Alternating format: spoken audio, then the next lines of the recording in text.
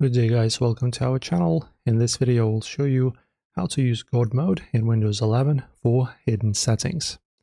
So this Godmode is not really fancy as much as you think. It just allows you to create a shortcut where you will be able to easily access the permissions and settings and tweaks that generally would have to them you would generally have to spend way more time to find them.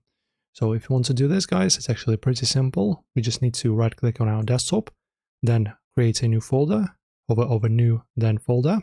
And then when you're creating the folder, when you're naming it, insert this code. And then just click away or press enter. And as you can see, it immediately will turn into a same icon that corresponds to control panel. And then when you open it up, as you can see, we'll have a bunch of different tweaks and things to set.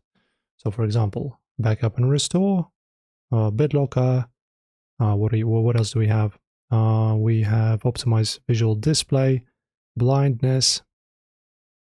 There you go. As you can see, you have the million settings here that you can scroll down and see. And yeah, boost your performance and productivity this way. Yeah guys, so just use this little code right here and you will access your Godmode. Enjoy as always guys. If this was helpful, make sure to like and subscribe.